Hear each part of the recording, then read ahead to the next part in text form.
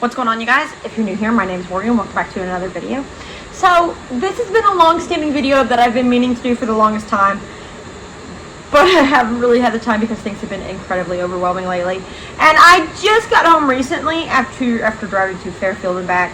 So today was incredibly busy, but I finally I was able to sit down and do this video. So a while back, a couple months ago, I did an announcement video that came out after Devil May Cry, the newest anime, came out. But the anime is out. It's been out for a little while now, and I watched it. So I've been able, I wouldn't say, I mean, I've played almost every single Devil May Cry aside from the mobile game, which I don't include that, and I don't even know if it's a spin-off, really. It's Devil May Cry, but it's not, if that makes sense. My least favorite game of all time, will not play it, refuse to play it, because it feels like it just absolutely ruins the whole franchise for me. So, just gonna skip that one completely. I've seen the other anime that came out, I think it was in 2007, I'd have to look, but I watched that one recently, which I really enjoyed that one. I enjoyed the Dante character in the anime, because he actually matched up with the games extremely well. Now, after watching this one, I do have a couple thoughts on it. Am I looking forward to the second season? Actually, I kind of am to an extent. I honestly don't care for the mix, mashup, whatever you want to call it, of Devil Trigger. I like more the original than what they turned it into. Don't really care for it.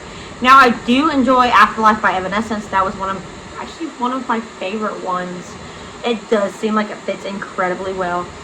But the anime itself, now, it is a different voice actor. If you didn't pick up on it, which I'm pretty sure if you are a fan of Devil May Cry and you played the games and you watched the first anime, or you're just a fan in general and haven't watched the first anime, you'll know that this is the voice actor for Nero from Devil May Cry 4 and 5.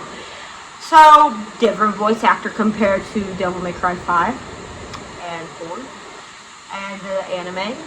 And it's kind of weird. Now, do I get the sentiment of why they did this? I do. Now, there is stuff surrounding the original voice actor, which I'm not going to get into that. I don't really know their reasoning behind it. Now, if it was because of the drama that was behind that, then, you know, that's on them. But I do get the sentiment behind it if you want to think about it in terms of not talking about that this is a younger Dante and that's why they did it. So I guess I do understand the sentiment. Is it still super weird hearing him say certain things that really transferred to Nero in a sense with his personality? Yes, it was very, very weird. And I don't entirely know how I feel about that. But I get the sentiment and it's okay, I guess. You know.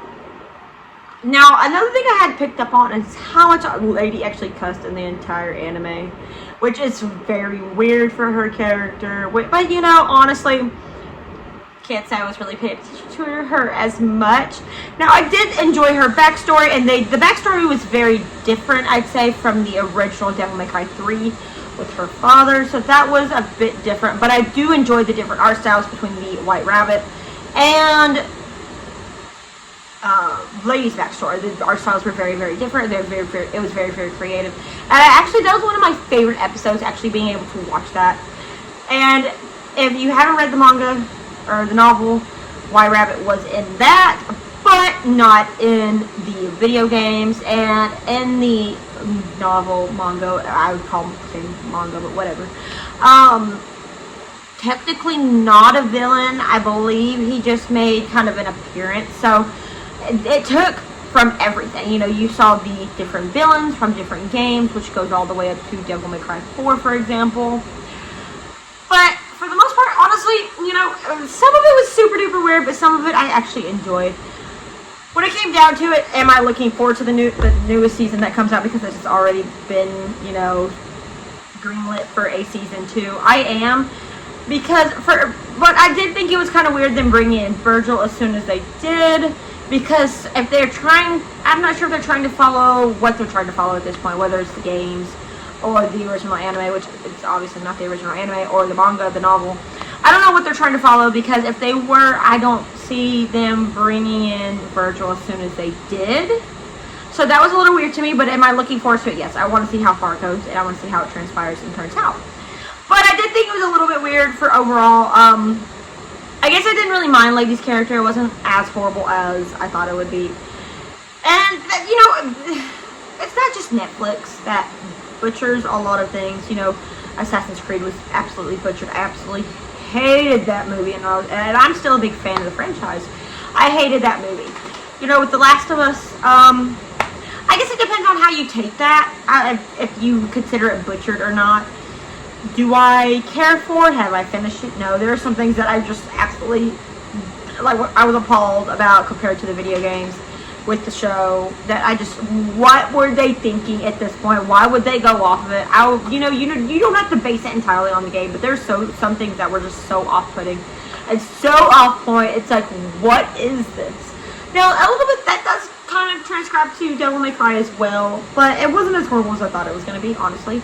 But there are some things that just don't add up, and I can live with the voice actor thing. I mean, he's an amazing voice actor. I love Nero's character. I can't really complain in general about the voice acting or the voice actor. I just think it's a little bit weird, but I get the sentiment of why they did it, and he is technically a part of the Devil May Cry franchise. So I have seen the videos of, I've seen them online of him doing the lines for Dante and the new Devil May Cry series.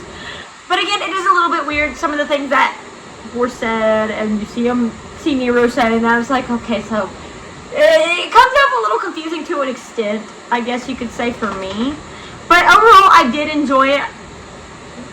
Again, there's just some things that I just don't like and that don't add up for me. But would I watch it again? Probably. Am I going to watch season 2?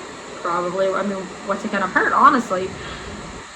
I guess it just depends on your preference and your taste, whether you like it or not, and how you feel about the whole voice acting thing. Lady's character I know was a big deal for a lot of people about the cussing, and everybody called it the Lady Show. But, you know, whenever Lady was honestly in the original anime, it kind of revolved a little bit around her. You see Dante hunting a lot of demons and doing what he does, but when you see other characters, you see it kind of revolve around the other characters, which included Patty. But, I mean, honestly, I didn't mind it too much. Now, there were some things that didn't add up for her, which, again, the cussing, because I don't think she, I just, that was like the biggest thing and the weirdest thing, and just how, well, I wouldn't say she was overly violent in the video game. She seemed very overly violent and overly angry, a lot different than Devil May Cry 3 and just the Devil May Cry games themselves. You know, I never saw her as overly angry in the games, but in the anime, she was very overly angry, and in the original anime, she wasn't overly angry in that either. So I guess it just, I don't know, her character is a little bit off-putting to me, but for Dante, everything that kind of transpired kind of made a lot of sense to me, though. So, but they did include some things from the original anime into that one, which includes like the diner. So I did like that. Now I have not read the manga or the manga novel, whatever you want to call it, which I need to, but I'd rather have the hard copies than finding it online, which that might be something I need to look into. But for the most part, I actually enjoyed it. Now, is it perfect? No. Are any of them perfect? No. There are some that are worse than others, pretty much. But honestly, you know, it's definitely not full 5 stars for me.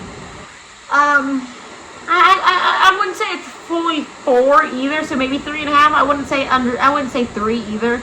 But I am looking forward to the second season, because there's some unfinished business that I was curious about. But at the same time, oh my goodness, the music drove me nuts. I did not like the new look of the music. The new look of what came from Devil May Cry 5, for example. I didn't like that. But I did like Afterlife by Evanescence. That was one of my favorites, and it's still one of my favorites, and I do listen to it pretty often. I listened to it when I went to Fairfield today, I'm not gonna lie. So, yeah, that's my thoughts and my review on it.